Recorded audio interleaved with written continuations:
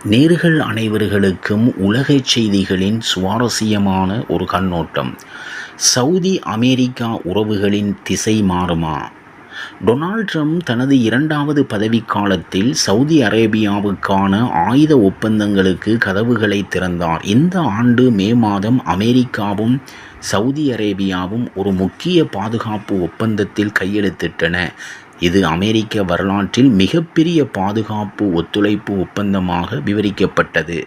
ட்ரம்பின் Saudi பயணத்தின் போது இந்த ஒப்பந்தம் கையெழுத்தானது. ட்ரம்ப் சவுதி அரேபியா, கத்தார் மற்றும் ஐக்கிய அரபு அமீரகம் ஆகிய 3 நாடுகளுக்கும் பயணம் மேற்கொண்டிருந்தார்.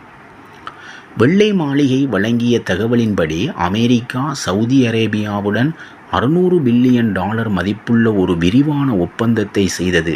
$142 பில்லியன் மதிப்புள்ள பாதுகாப்பு ஒப்பந்தம் இந்த விரிவான ஒப்பந்தத்தின் ஒரு பகுதியாகும். இதன் கீழ் அது அமெரிக்காவிடமிருந்து F-35 போர் விமானங்களை வாங்கும். எனினும் F-35 போர் விமான ஒப்பந்தத்தின் உண்மையான சோதனை அமெரிக்க நாடாளுமன்றத்தின் அரங்குகளில்தான் நடக்க உள்ளது.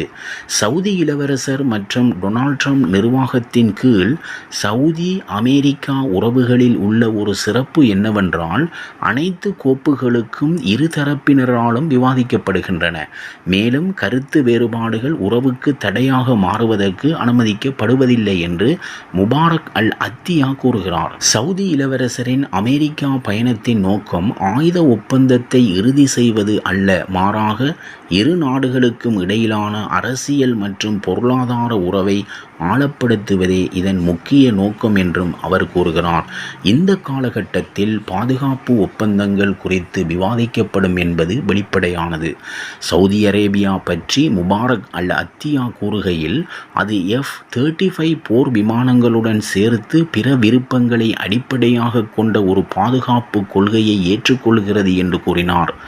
சவுதி இளவரசரின் அமெரிக்கா பயணத்தில் F-35 பற்றிய விவாதம் முக்கியமானது, ஆனால் அது உறவுகளை நிர்ணயம் செய்ய முக்கிய காரணி அல்ல என்றும் அவர் கூறுகிறார். சவுதி அரேபியா அமெரிக்காவிடமிருந்து F-35 போர் விமானங்களை வாங்க உறுதி பூண்டுள்ளது என்பதில் சந்தேகமில்லை. ஆனால் எந்தவிதமான தாக்குதல் நடந்தாலும் சவுதி அரேபியாவை பாதுகாக்கும் வகையில் அமெரிக்காவுடன் ஒரு விரிவான பாதுகாப்பு ஒப்பந்தத்தை செய்து கொள்வதில் அதில் கவனம் இருக்கின்றது. அண்மையில் அமெரிக்கா கத்தார் பாதுகாப்பு ஒப்பந்தத்தை அமெரிக்கா அறிவித்தது. இதன் கீழ் கத்தார் மீதான எந்தவொரு தாக்குதலும் அமெரிக்காவின் அமைதி மற்றும் பாதுகாப்புக்கு அச்சுறுத்தலாக கருதப்படும்.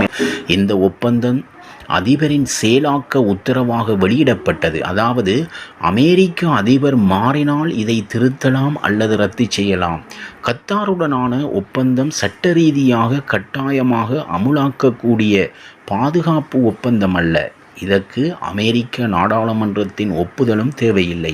சவுதி அரேபியாவின் முன்னுள்ள மிகப்பெரிய சவால் இப்போது இதுதான். அதன் பாதுகாப்பை உறுதிப்படுத்த கத்தாரை போல அமெரிக்கா நிர்வாகத்தில் ஏற்படும் மாற்றங்களுடன் இணைக்கப்பட்டுள்ள ஓர் ஒப்பந்தத்தை அது ஏற்றுக்கொள்ளுமா?